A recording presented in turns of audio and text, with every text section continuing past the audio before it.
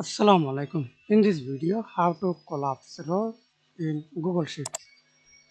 Let's begin. First of all, open your Google spreadsheet. Then open your Google spreadsheet document. And now, first of all, select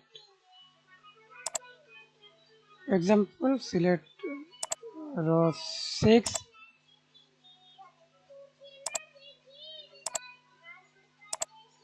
Row 6 to 10. Then right click on your mouse, view more row actions and group 6, 10.